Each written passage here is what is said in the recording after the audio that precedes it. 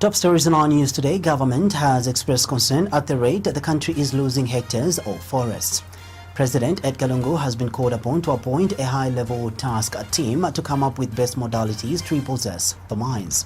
And civil rights activist Brebna Changala says that Zambians have a responsibility to keep the judiciary in check.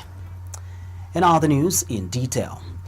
Tourism Minister Charles Banda is concerned that Zambia is losing hectares of trees and vulnerable wildlife habitat annually due to a variety of reasons, including migration, agricultural conversion, charcoal production, and uncontrolled clearance of forest. Dr. Banda has noted that uncontrolled movement of people is also threatening the wildlife habitats and designated protected areas. Speaking when he officiated at the pass-out parade of 22 Game Scouts in Lufunsa, Dr. Banda says that threats to the protected areas and shrinking forest as well as other important habitats in the game management areas are placing increasing pressure on many of the key African wildlife such as elephants and lions that attract tourists in the country. He says government recognizes the integral part that trees and wildlife contained within the forest play in the sustainable development of the country. The tourism minister says it is for this reason that government, together with the United States Agency for International Development, are implementing the Community Forest Program. And Dr. Banda is happy that among the 22 graduating scouts, 22 are members of the communities in Rufunsa and are employed by Mpasha Community Resource Board through the support of Biocarbon Partnership. Today, we are observing the fruits of this collaboration with the community through the Community Resource Boards. Ladies and gentlemen, today, a total of 18 community scouts are passing out, with 12 from Mpansha and another 8 from Shikaweta CRB. The 12 community scouts are employed by Mpansha CRB through the support of VCPA. I'm reliably informed that the initial response was from 93 applicants. The selection process was tough and competitive. The selected candidates underwent a high standard of training, and this is the final group in front of us today. I'm also pleased to say that our trainees include a number of ladies, and we commend and encourage more women to be part of our Community Scout program. For the ladies that are passing out, I want to congratulate you in a very special way. I've been reliably informed that you performed very, very, very well, exceptionally well. And I hope you are going to carry that where you are going. In partnership with the BCP and other cooperating partners, the community scouts before us have been trained not only by the professional trainers from DNPW, but also through the international cooperation from the government of Italy through the Italian Carabinieri. On behalf of the government of the Republic of Zambia, I wish to appreciate the additional skills and capacity that has been imparted to our new community scouts. Speaking at the same event, United States Ambassador to Zambia, Daniel Food, says Zambia's forests play an important role in mitigating climate change by locking up carbon dioxide drawn from the ambient air. Mr. Food says that to help protect the forest and wildlife, USAID's community forest program invested in the refurbishment of the Mukamba Gate complex in Rufunsa district. He states that the USAID community forest implemented by Biocarbon Partners is a 5-year, $14 million program which is aimed at reducing greenhouse gas emissions through the protection of Zambia's extensive forests. If we lose Zambia's forests and wildlife, we lose a critical driver of economic growth for local communities here. We lose our iconic animals. We lose the potential for future tourism. To help protect Zambia's forests and wildlife, USAID's Community Forest Program signed a memorandum of understanding which included the commitment to renovate the Mukamba Gate complex. The renovation of this complex, in partnership with the Department of National Parks and Wildlife, has helped build an improved security checkpoint, an office building, wildlife police officer housing, and a nearby clinic. This important northern park entry into the Lower Zambezi National Park is now better equipped to support park management and protection. Minister, Guest of Honor, this is a small gesture of the great work the U.S. and Zambia can do together to conserve forests and wildlife. Let's please sign that MOU and make Zambia a regional leader in conservation.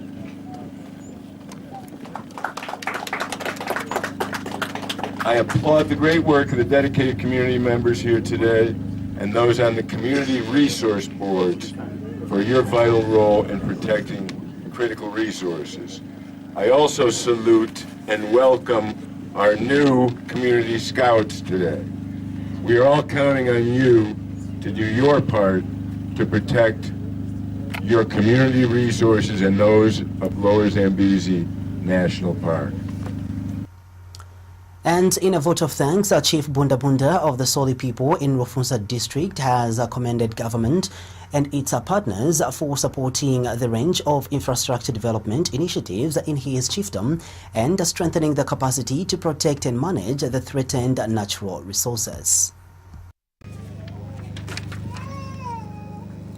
I would like also to bring it to your attention that anything to do with employment issues in my chiefdom, I should know and I should believe. I have a good number of community scouts from my chiefdom during the pass-out parade today. If not so, then I need an explanation. In the same vein, I would like to take this opportunity to ask the Department of National Parks and Wildlife to inform me whenever they would want to carry out operations where my people would be threatened. As the chiefdom, we need land for game management, for the purpose of killing animals for traditional ceremonies and many other income-generating activities in my chiefdom. This is in line with the Chiefs and Traditional Affairs policy, which states that traditional leadership should have game-reserved land for the above mentioned. The Electoral Commission of Zambia, ECZ, has set 12 February 2019 as the date for the Sesheke parliamentary by-elections. The Commission will on the same date also conduct 7 local government by-elections in Anoya Zulu Ward of Chililabombwe District, Munyama Ward of Kabwe District, Nkomba Ward of Lundazi District, Chindwale Ward of Katete District, Chinkutila Ward of Chifunabulili District, Nkomba Ward of Isoka District, and Sewe Mungole Ward of Chavuma District. ECZ Public Relations Manager Margaret Chimanse says that the by-elections in Sesheke have been necessitated by the death of the late Member of Parliament, Mr. Frank Kufakwandi, on Monday, 12th November 2018, while the vacancies in the 7 wards are as a result of resignation and dates of councillors.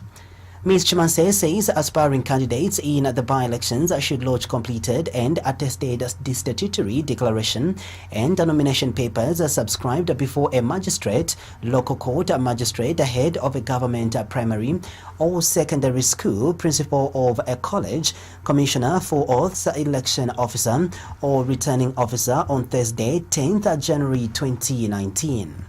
That is between 09 hours and 15 hours. She adds that aspiring candidates for the parliamentary by-elections in Sesheke constituency should take along with them 15 supporters who must be registered voters in the respective district or constituency. Ms. Chimanse further states that candidates for the parliamentary and the 7-ward by-elections must also present certified copies of their grade 12 certificates as a minimum academic qualification or equivalent. The opposition Golden Progressive Party GOP President Jackson Silavwe has advised Republican President Edgar Chagwa Lungu to appoint a high-level task team to come up with best modalities to repossess the mines. Mr. Silavwe says that the team should have extensive expertise in mining, management and economics so that it can help run the mines profitably. He says Zambians have the necessary capacity and expertise to run the mines profitably. Mr. Silavwe says government should not succumb to profit-minded mining companies which are claiming losses way before the new mining tax regime outlined in the 2019 national budget is implemented. The Zambia Chamber of Mines recently warned that the planned mineral royalty tax increase by government could lead to more than 21,000 job losses and operators cutting $500 million in capital spending over the next 3 years. Some mining companies have since indicated plans to cut down on their workforce. Though the Road Traffic Act, RTA, provides for the motor vehicles or trailers re-registration to be conducted every 10 years, the current RTSA management is infused with sinister motives to undertake this important national exercise. We have verified information that RTSA has already single-sourced and named Lebanese businessman to print the new re-registered number plates for all the motor vehicles countrywide, even before the process commences. This unashamed move by RTSA has already deprived 22 local Zambian companies in the same business. The 22 companies have since dragged RTSA to court, and the matter has been referred to a tribunal respectively.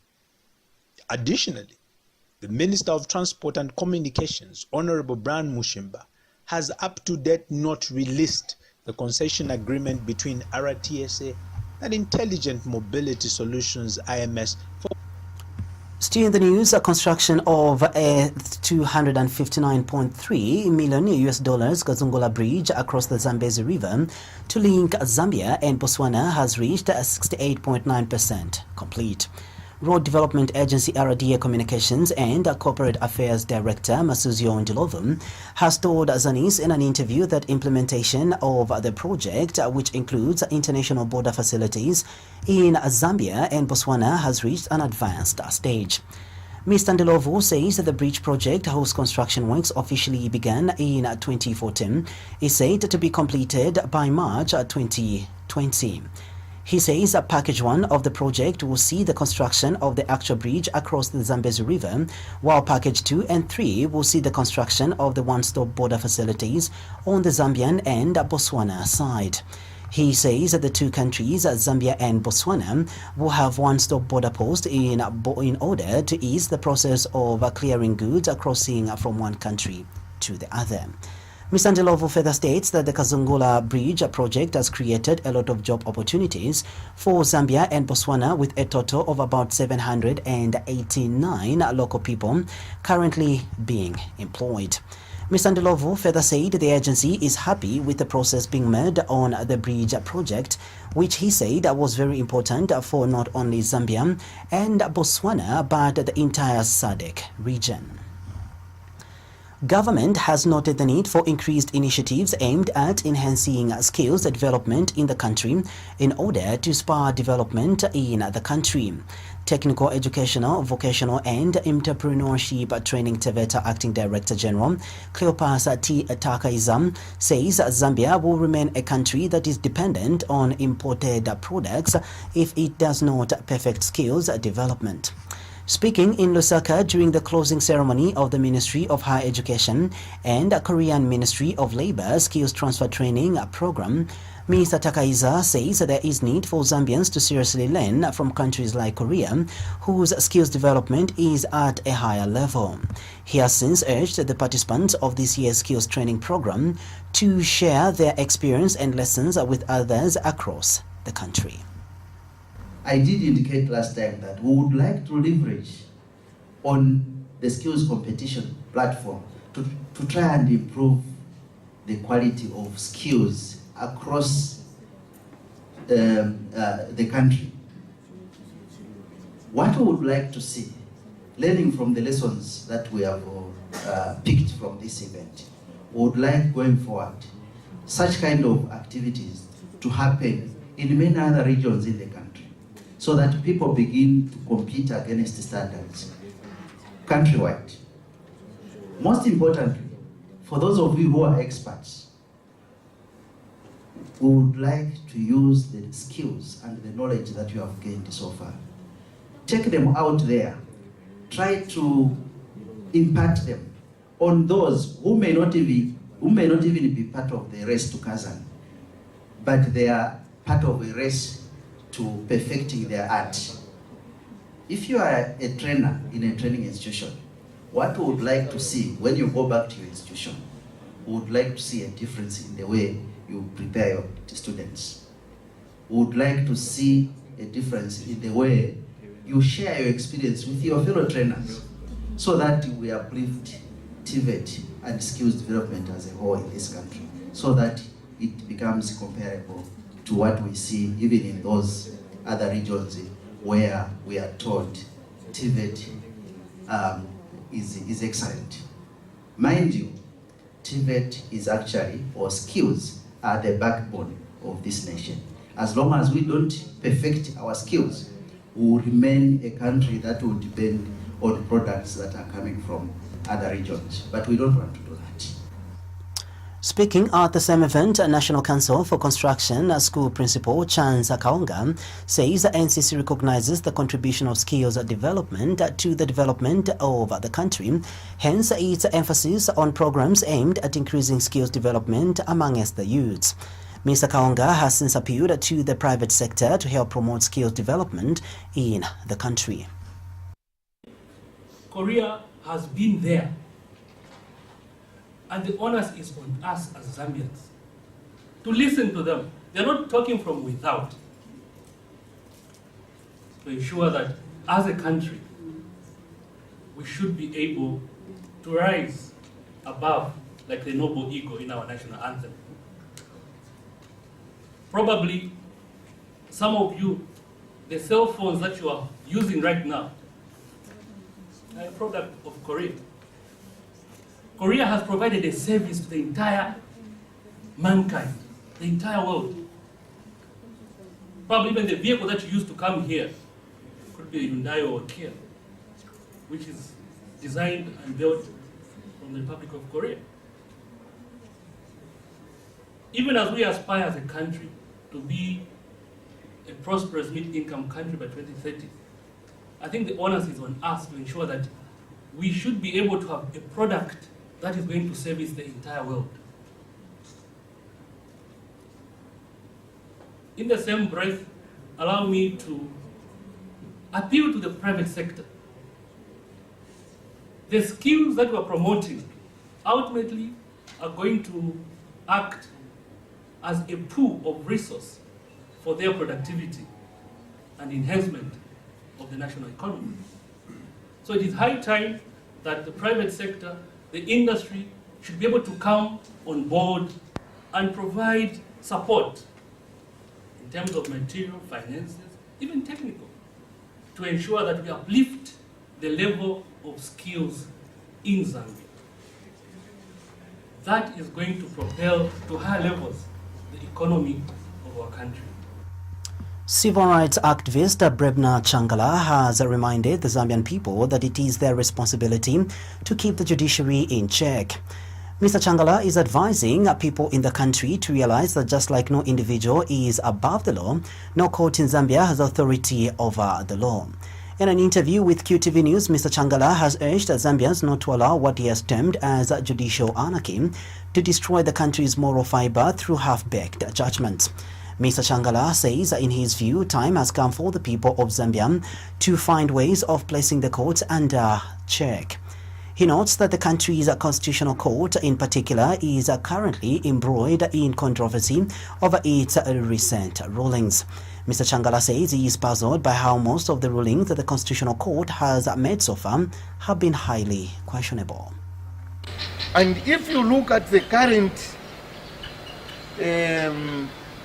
judges that have occupied the constitutional court, are a controversy in themselves. Not the judgments that they are churning out, but also they themselves are a serious controversy. The question is, are they qualified to sit on those benches and interpret the law that is brought before them? The answer begs many questions. The Constitutional Court at the moment is thriving in controversy. In controversy in that their judgments are highly questionable. where the Queen's language, which means literally what is written in the Constitution, is interpreted in the manner that suits them and suits the PF government. That's why a lot of people now are questioning, are those people qualified to sit on those benches?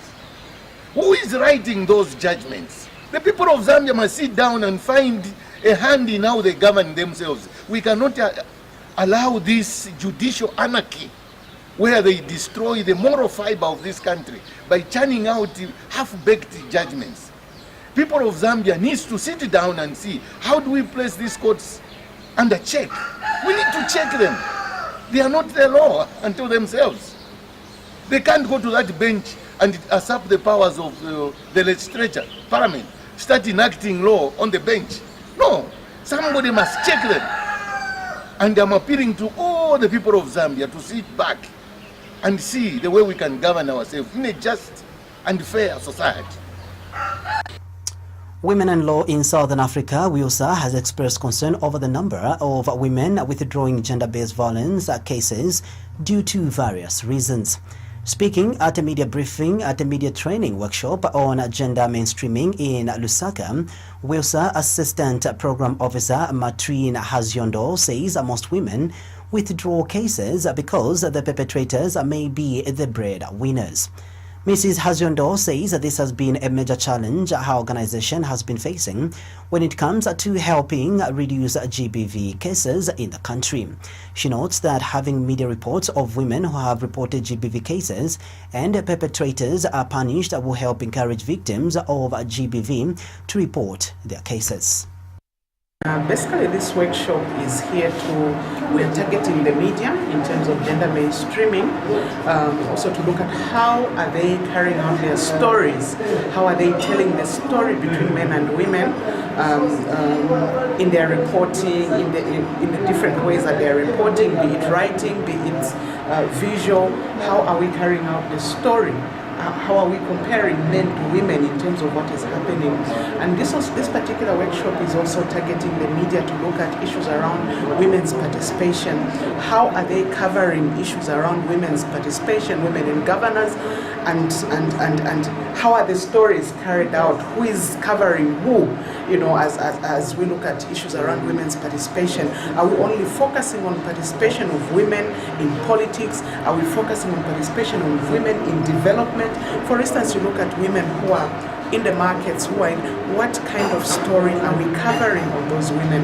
What is their impact as women as they do their marketing in the markets, as they do their selling in the markets? What stories are we carrying out about those women to look at issues of development? Government has been urged to take seriously reports of people surviving on mangoes due to hunger in some parts of the country. UPND Chairperson for Rural Development and Reconstruction, Mono Mapani, says a government should realize that reports of hunger breaking out in rural areas of the country are real. Mr. Mapani tells Q News that there is need, therefore, for the government, through the Office of the Vice President, to quickly intervene. He has noted, or he has wondered, why government should delay in responding to hunger situations when it has been claiming that Zambia is food secure. Mr. Mapani states that it will make more sense for the government to use a part of the food reserves and ameliorate the hunger situation in some parts of the country. If you can't survive on mangoes, why do you want other people to survive on mangoes? You have been claiming you have enough food, enough maize in our storage. But if that is exactly what is there, why don't you deliver those maize to the people who are in need? We cannot continue this kind of attitude. Our citizens are suffering.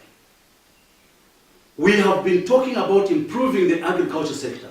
Yourselves, actually, we were saying you are going to diversify from mines into agriculture. But we told you these things need seriousness, which you have failed to adhere or to show. My appeal is the Minister of Agriculture, together with the Office of the Vice President, you will need to move in and deliver the food to the people. The National Council for Construction, NCC, has encouraged women in construction to join or form cooperatives if their contribution is to be effective in the sector. NCC Public Relations Officer Chama Mwansa tells Q News that the council is aware that women in the sector are not given as much opportunities to participate in the sector as men because women do not have the much needed equipment to effectively deliver on projects. Ms. Mwasa says it is for this reason that the council is encouraging women to form cooperatives so that they can be able to be assisted with equipment which they can use amongst themselves exchangeably. She has, however, stated that the council gives scholarships and scouts and discounts to women applicants to encourage them acquire skills in construction to help them compete with their male counterparts in the sector and generally raise the number of women in the sector. We encourage women to get into cooperatives because I think if you're working as a group, you're more stronger than working as an individual. So I think over the past years, in terms of encouraging them for capacity building, we've had scholarships and we've even given discounts to women applicants. The reason is that we want to raise the number of women who are applying into our construction school. Because the more skill you have, I think the more able you are to complete jobs. Currently, if you look at right now, we're actually running a course which is called Road Construction and Maintenance Supervision. We've gotten funding from the African Development Bank, and the participants for that are mainly women and the youth. So you find that for that program, I think I can say over 50% are women and probably about 40% are men, but men, the youth who are not really doing anything. So those are some of the ways which we encourage women to come into the sector. Public health specialist Becky Banda is demanding a 15 million kwacha compensation from the United Nations Population Fund UNPFA for allegedly infringing upon the copyright of his innovation. Dr. Banda claims to have initiated the Safe Motherhood Action Groups, which the UNPFA allegedly now uses as its own initiative, which is also being used by some other 40 organizations. In an interview with QTV News, Dr. Banda, who is also a Youth Cultural Promotion Association Yokupa Executive Director, says he's also demanding 15 million kwacha from World Vision, 13 million kwacha rather, from World Vision for the same infringement. Dr. Banda says both the UNPFA and World Vision are in receipt of his compensation demand letters, which were sent to the two organizations by his lawyers early this year. He states that he has also opted to demand compensation because he feels robbed of an innovation that has created impact on maternal health in Zambia. Dr. Banda says that the UNPFA and the World Vision have a responsibility to obey laws of copyright and must be made accountable if they break these laws. So my lawyers, from the Keith Mwemba, have written to World Vision Zambia, where they have demanded that World Vision Zambia actually compensates and pays 13 million Zambian kwacha for creating 2,500 smarts. But also, my lawyers have also written to the UNFPA claiming that they should actually be able to compensate me 15 million because the smart model has made more than that amount of money that we are claiming. I have lost out as an innovator in terms of my salary, in terms of my allowances, but I've also, UNFPA and all these who are infringing on smarts, have taken away the only sustainable way of creating employment to my theater and my drama artists who have lost out in terms of performance fees. So we are claiming with my lawyers 15 million from the UNFPA as compensation. We are claiming 13 million from World Vision, and my lawyers have actually officially communicated to these institutions. My lawyers have also communicated with the Ministry of Health, which is the major beneficiary of this copyright infringement. MultiChoice Zambia has donated an assortment of foodstuffs and groceries to Kabwata Orphanage in Lusaka worth 20,000 kwacha. The pay TV company has also donated a sum of 20,000 kwacha toward A07 at the University Teaching Hospital's Children's Wing. MultiChoice Zambia Head of Corporate Communications, Mwika Malindima, says that the donation to Kawata Orphanage is in appreciation of the good results that have been coming from the orphanage over the past years. More in the following report. Kawata Orphanage has been in existence for 24 years now. It is the tremendous works of this place, situated on Lusaka's Bama Road, that has continued to attract corporate support, such as the one being witnessed.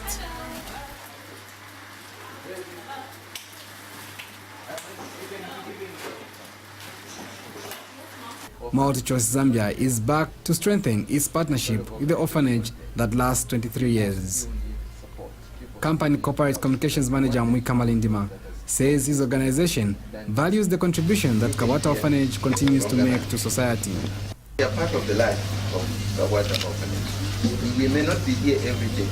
Madam Mkandawire here and the team with Madam Mianda, they are the ones who are every day in the lives of young people like her. So if corporates don't come and support, if organizations out there who are listening do not come and support, benevolent work such as this suffers. So it is important that we call out all other organizations that are able. This is a time for sharing, this is a time for giving, it's time to come out and support good works such as this one.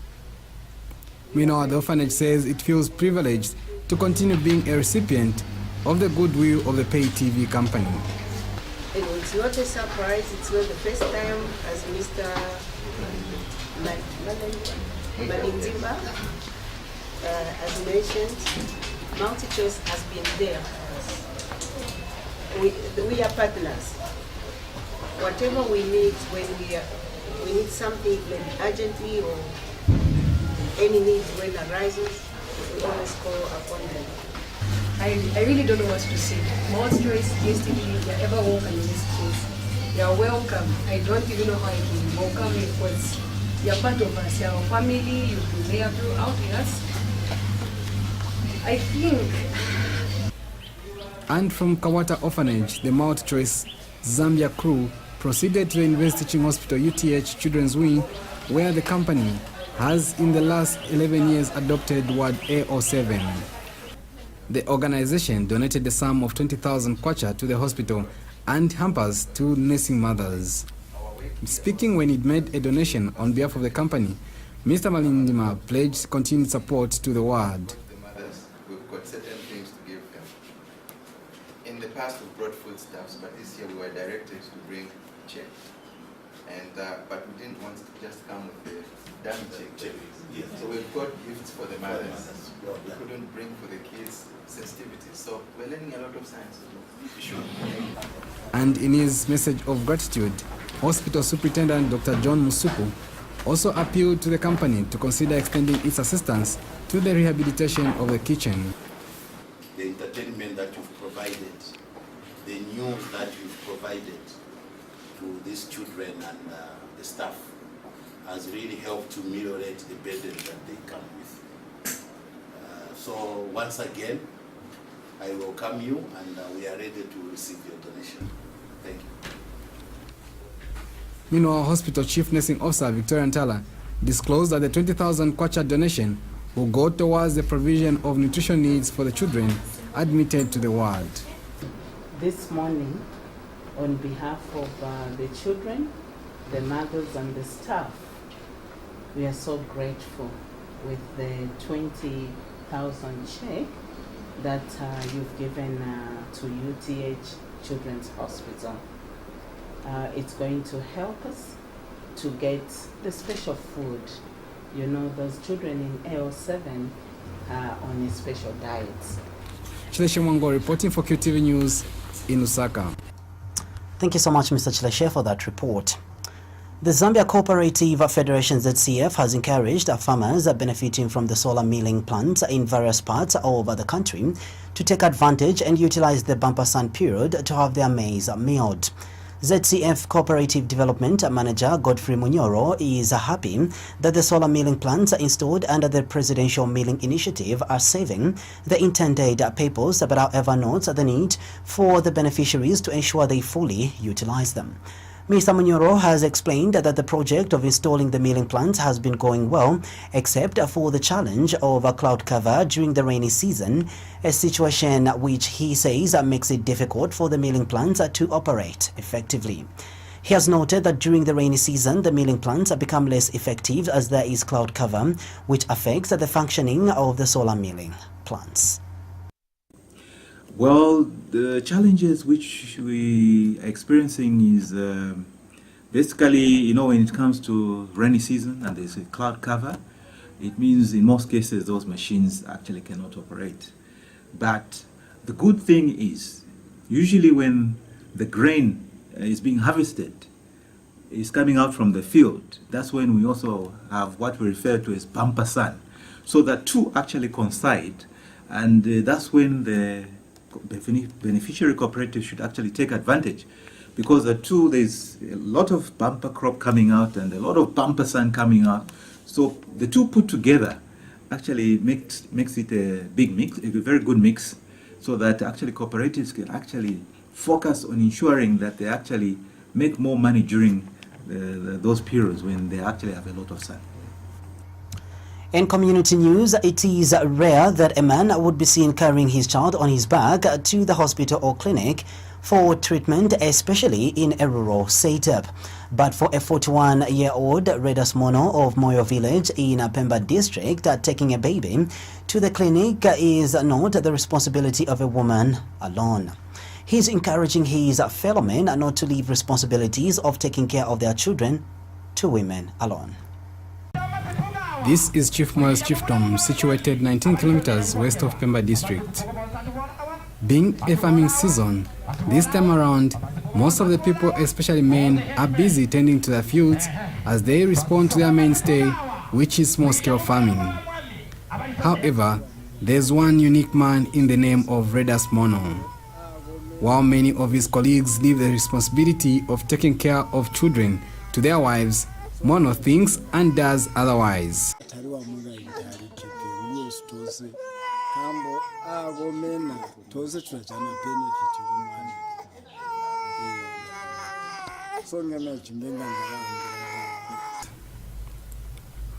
The 41-year-old small-scale farmer believes that taking care of children is the shared responsibility between the father and the mother.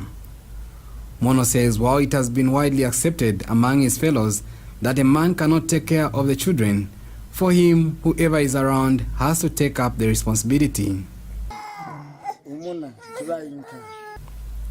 At the time of this interview, Mono was at the health center where he brought his ailing 2-year-old son Chimunya to seek a medical service while his wife attended to other duties.